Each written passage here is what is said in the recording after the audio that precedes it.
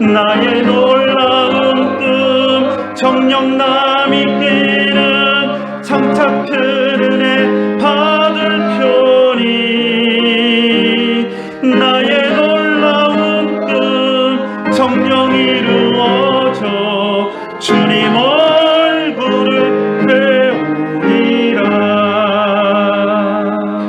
우리 예배를 받아주시옵소서.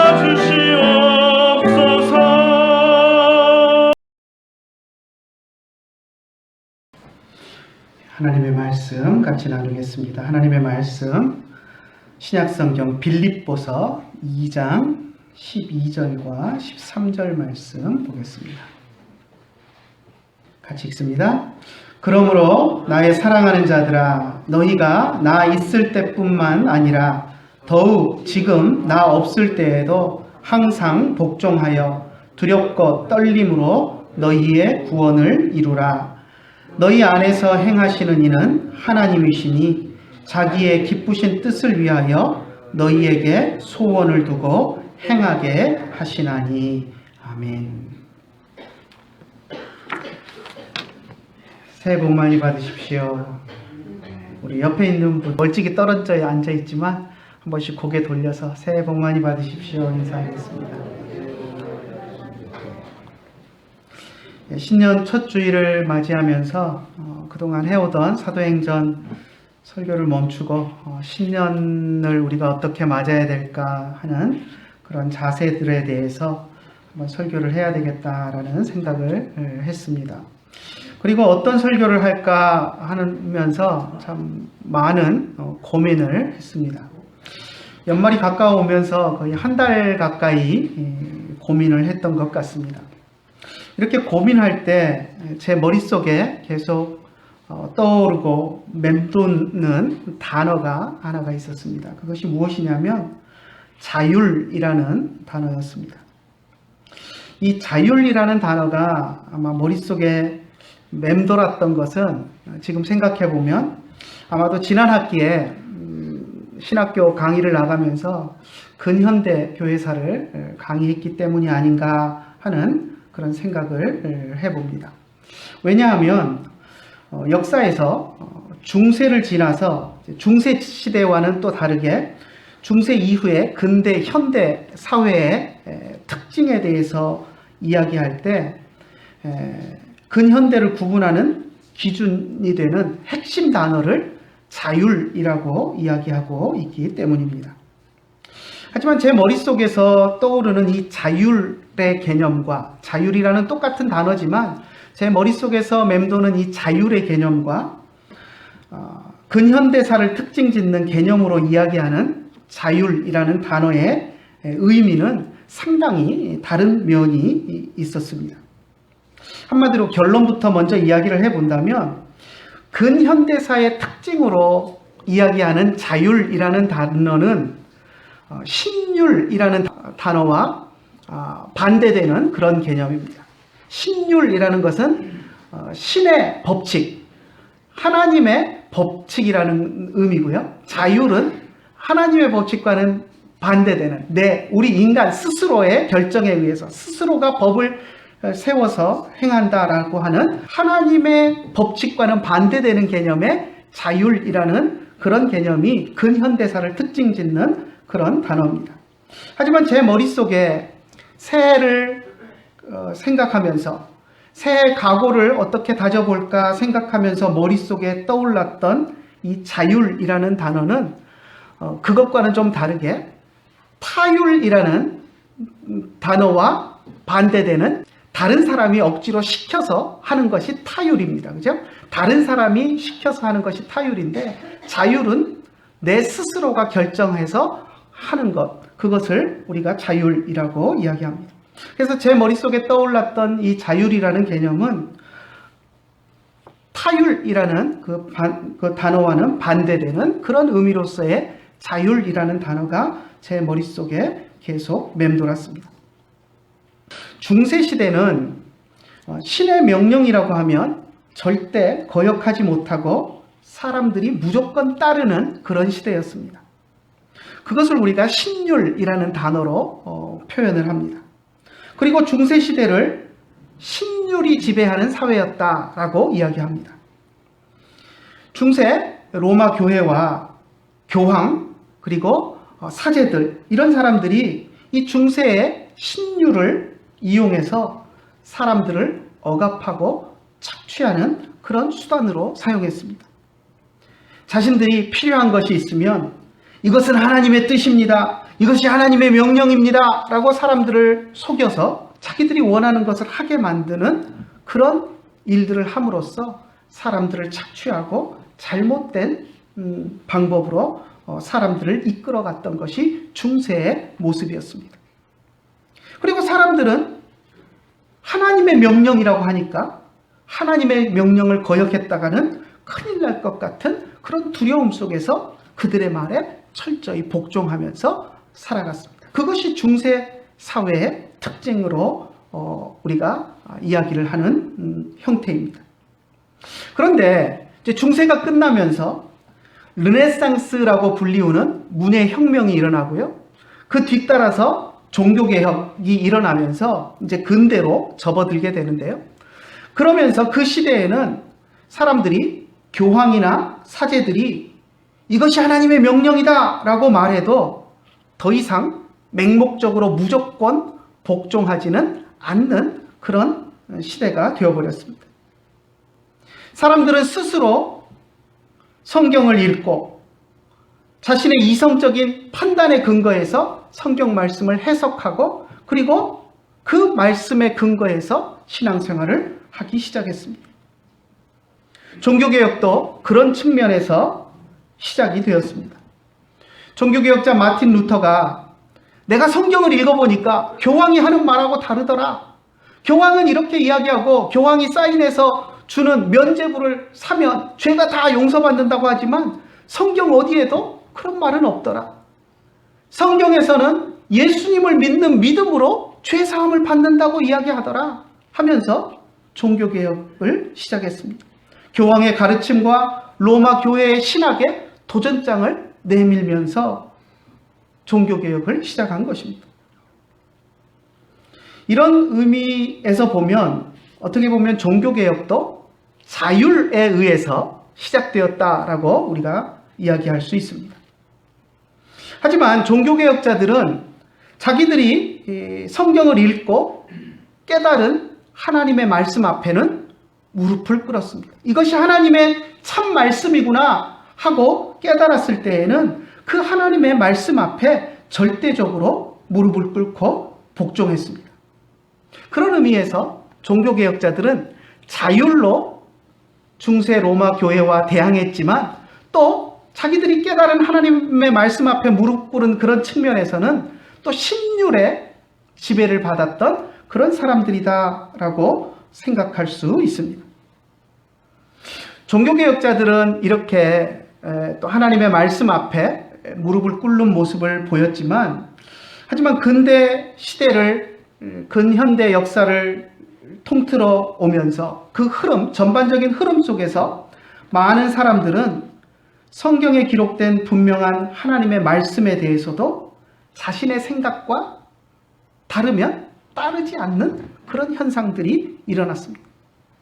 오늘날도 그렇잖아요. 성경에 기록된 것이 있어도 자기들의 생각이 옳다고 생각하면 그것을 정의라고 생각하고 성경 말씀을 무시하는 경향이 오늘날도 우리 사회에 있습니다.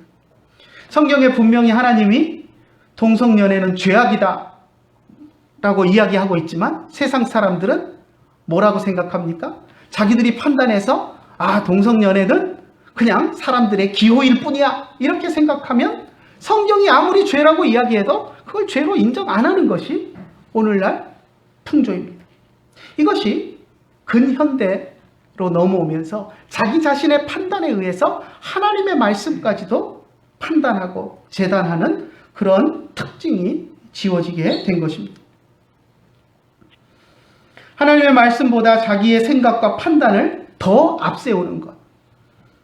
그것이 근현대 사회의 특징으로 자리를 잡았습니다. 심지어 어떤 사람들은 하나님의 말씀을 노골적으로 거부하는 사람들도 있었습니다. 이렇듯 근현대는 각 사람이 자기의 머리로 생각하고 자기가 판단해서 자신의 행동을 결정하는 그런 자율의 시대다라고 우리가 역사 속에서 이야기합니다. 이처럼 근현대를 특징 짓는 자율이라는 개념은 하나님의 법칙인 신율과 반대되는 개념으로 등장했고, 그것이 근현대를 특징 짓는 그런 시대의 정신이 되었습니다. 그래서 우리 기독교 안에는 이 자율이라는 말에 대해서 아주 거부감이 있습니다.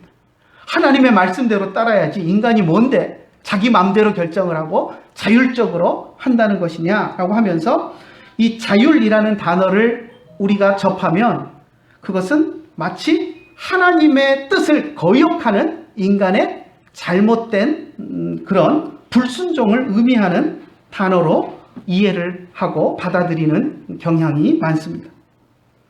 하지만 오늘 우리가 생각해 보고자 하는 이 자율이라는 단어는 신율에 반대되는 그런 개념으로서의 자율이 아니라 타율이라는, 다른 사람이 억지로 시켜서 하는 타율이라는 단어에 반대되는 말로서 그 의미를 한번 생각해 보려고 합니다. 여러분, 타율이 뭐죠?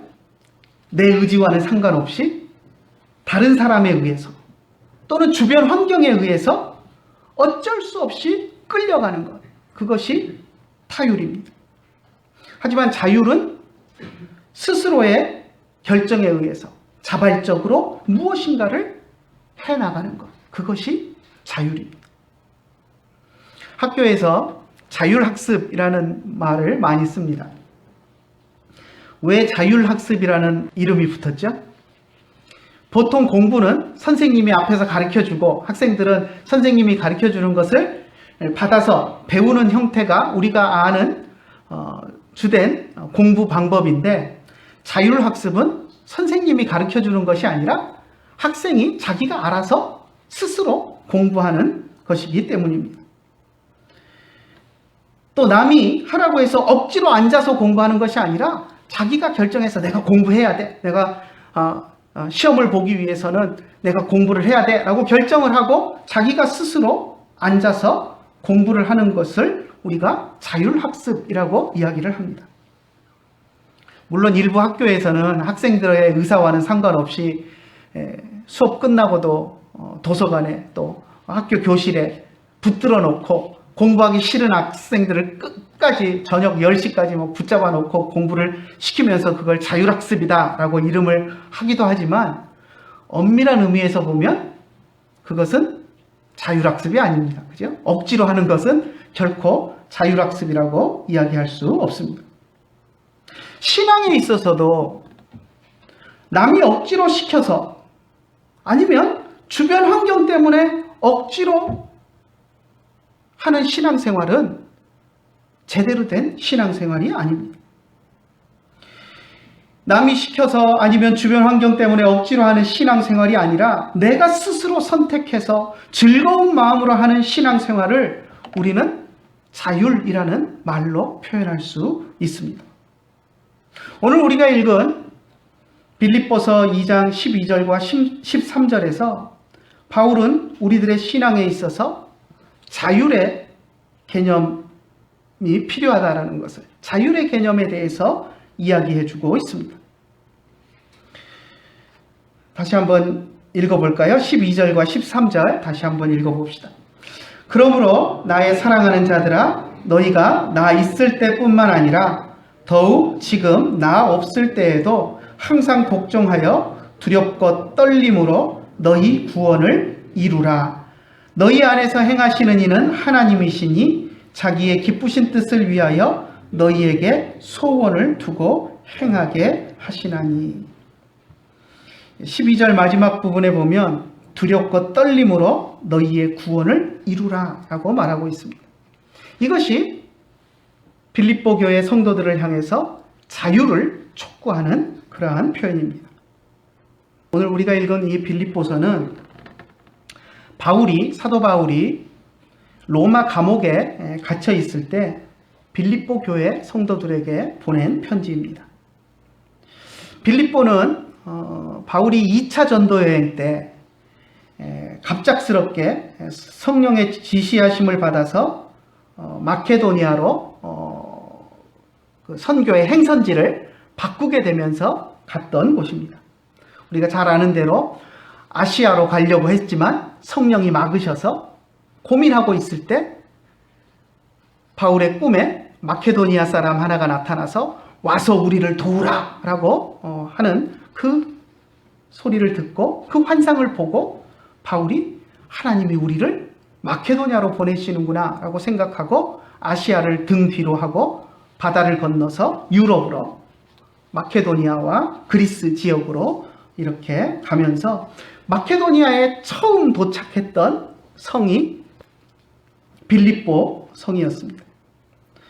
빌립보에서 처음 도착했을 때 몇 날 동안은 아무런 선교 활동을 하지 못했습니다. 그곳에는 유대인 회당도 없었고 그래서 하나님의 말씀에 갈급하거나 관심을 가진 사람을 찾을 수도 없었고 안식일에 회당도 없어서 강가에 기도처소라도 찾아볼까 혼자 기도하라도 해볼까 하고 강가로 나갔다가 루디아라는 여성 하나를 만나서 전도한 것, 그것이 겨우 빌립보 성에서 여러 날 만에 전도해서 얻은 결실이었습니다.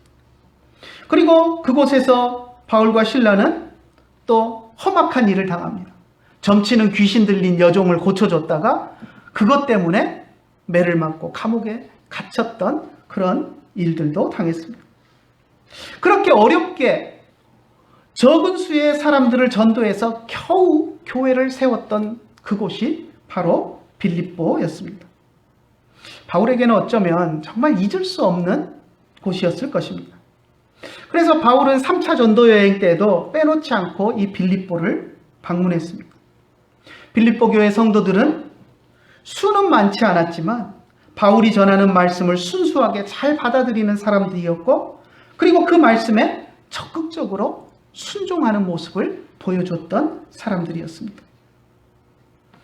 오늘 우리가 읽은 본문에도 보면 그러한 내용들이 나오는데요. 빌립보를 떠났을 때, 바울이 빌립보를 떠났을 때에도 바울은 빌립보 교회 성도들이 변함없이 순수한 신앙생활을 유지하고 있다라는 이야기를 들었고 그것으로 기뻐했습니다. 그래서 편지를 쓰면서도 그 이야기를 합니다. 오늘 우리가 읽은 12절에 이제 그것이 나오는데요. 그러므로 나의 사랑하는 자들아 너희가 나 있을 때뿐만 아니라 더욱 지금 나 없을 때에도 항상 복종하여 라고 이야기합니다. 오늘 우리가 읽은 이 한글 번역은 사실 조금 부족한 부분이 있습니다. 왜냐하면 원래 있는 헬라어 단어 하나를 빠뜨리고 번역을 해가지고 이게 보면 복종하여 두렵고 떨림으로 너희 구원을 이루라. 그래서 복종하는 것도 부탁하는 것처럼 잘 복종해서 두렵고 떨림으로 구원을 이루라 이렇게 연결돼서 부탁하는 것처럼 우리에게 느껴집니다. 그런데 원문에 보면 그렇지 않습니다. 원문에 보면 뭐뭐인 것처럼으로 해석할 수 있는 카토스라는 단어가 있습니다. 그런데 그 단어가 해석이 안 됐습니다. 그래가지고 그냥 연결해서 복종하여 두렵고 떨림으로 너희 구원을 이루라 이렇게 번역을 해 놓았는데 그 카토스라는 단어를 넣어서 다시 번역을 해보면 이렇게 됩니다. 똑같은데 뭐뭐 한 것처럼 이것만 지금 더 들어간 겁니다. 그래서 항상 복종했던 것처럼 나 있을 때 너희가 말씀에 순종하고 복종했고 또 더욱 나 없을 때에도 항상 내가 전했던 그 말씀에 너희들이 순종하고 복종해왔던 것처럼 그렇게 했던 것처럼 앞으로도 두렵고 떨림으로 너희의 구원을 이루기 위해서 열심히 수고하고 믿음 생활을 해라 라고 부탁하고 있는 것입니다.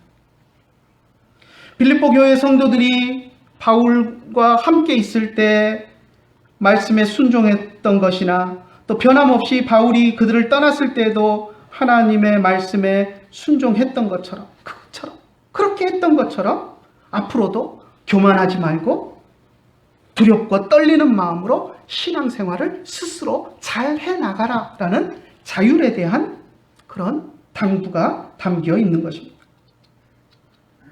지금까지 빌립보 교회 성도들이 신앙생활 해온 것이, 말씀에 순종해온 것이 억지로 한 것이나 타율적으로 마지못해 어쩔 수 없이 한 것이 아니라 스스로 즐거운 마음으로 하나님의 말씀에 순종해 왔던 것처럼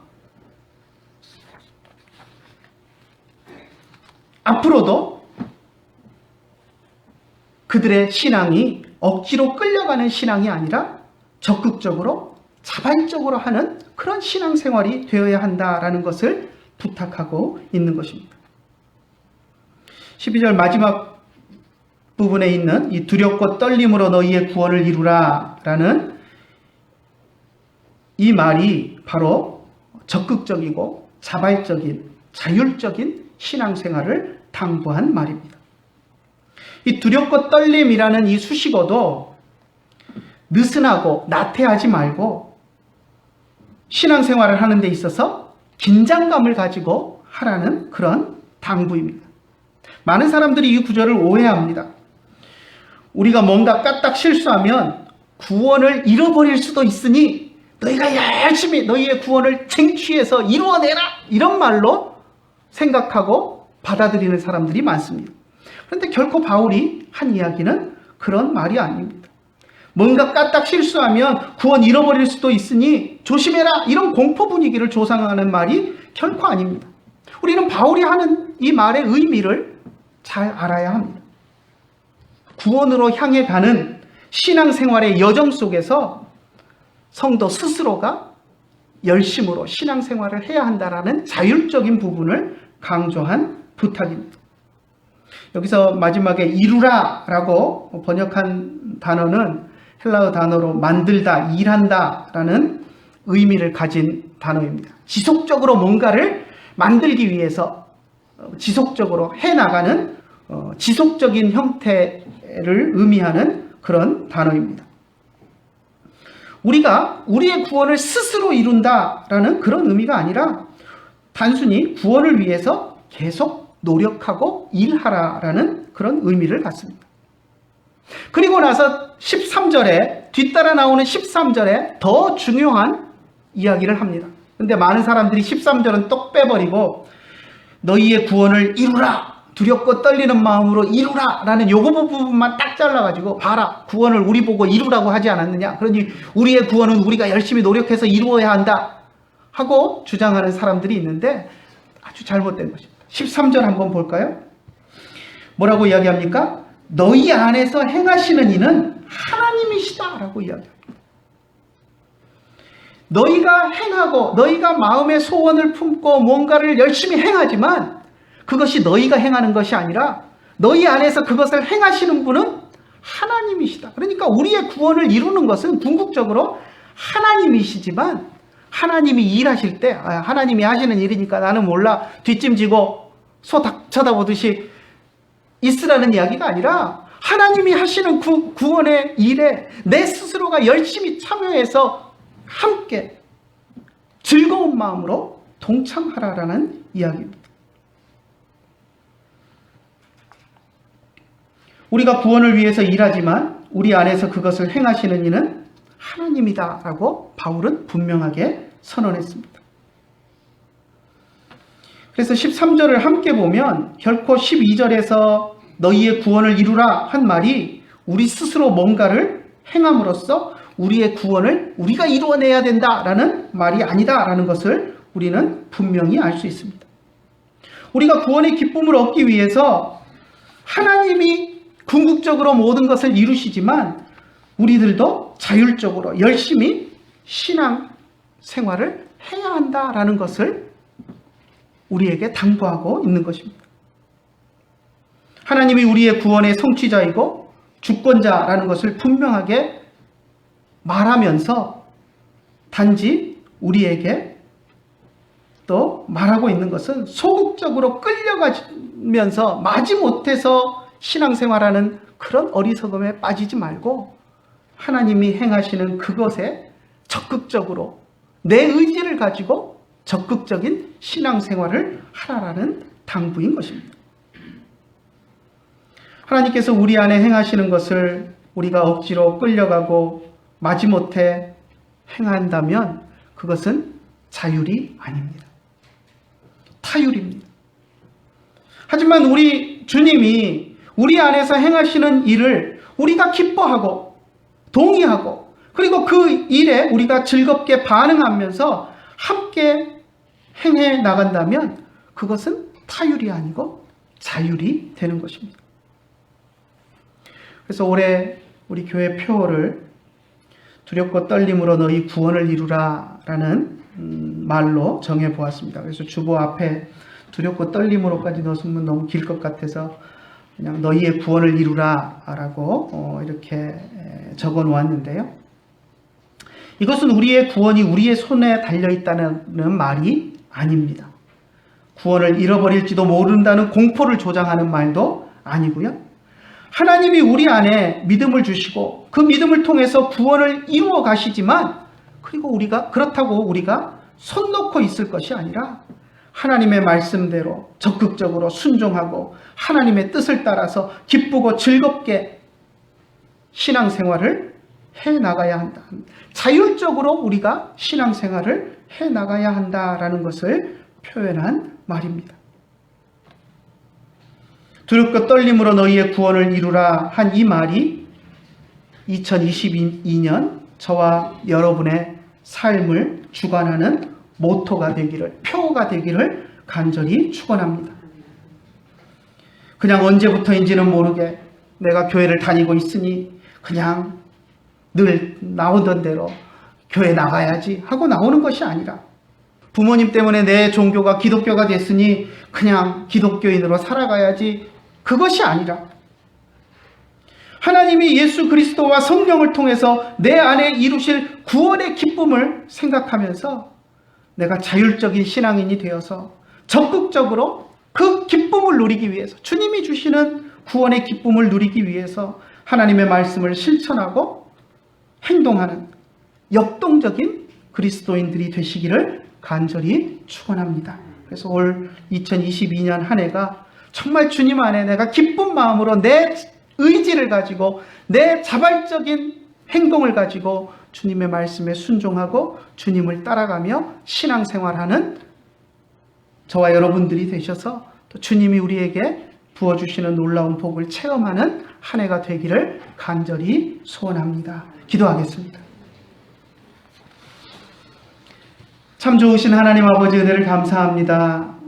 오늘 새해 첫 주일을 맞이하여서 빌립보서 말씀을 통하여서 우리의 신앙이 타율에 의한 것이 아니라 우리 스스로 자율적으로 또 기쁨으로 행하는 것이 되어야 한다라는 바울 사도의 권면을 우리의 마음속에 새깁니다. 물론 우리의 구원의 주권은 주님께 있고 주님이 우리 안에 모든 일을 행하시는 것을 우리가 변함없이 고백합니다.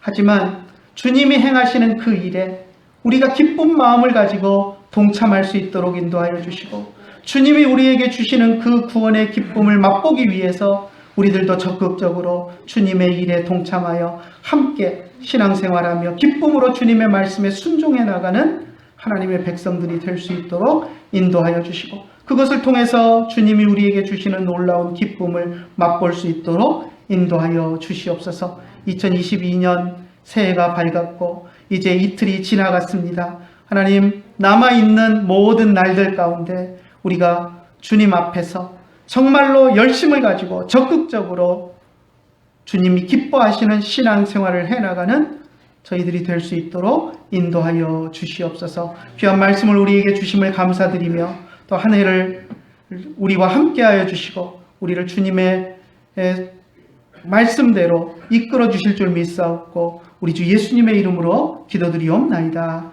아멘. 예수 따라가며 복음 순종하면 우리 행할 길 바라겠네. 주를 의지하며 순종하는 자를 주가는 함께 하시리라. 의지하고 순종하는 길은 예수 안에 즐겁고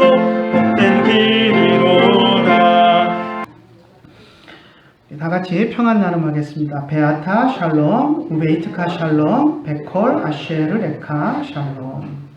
한번 가면 안 오는 빠른 광 지날 때 귀한 시간 바쳐서 햇빛 되게 하소서. 주여 나를 도우사 세월 허송하소서. 어두운 세상 지낼 때 햇빛 되게 하소서. 이제는 우리 주 예수 그리스도의 크신 은혜와 하나님 아버지의 극진하신 사랑과 성령님의 감화하시고 감동하시고 우리 가운데 교통하심이 이제 새해 첫 주일에 주님 앞에 나와서 예배하며 한 해를 주님과 동행하며 자발적으로 자율적으로 주님의 말씀에 순종하며 살아가기를 원하는 주의 사랑하는 자녀들 머리 위에 이제로부터 영원토록 함께 계실지어다. 아멘.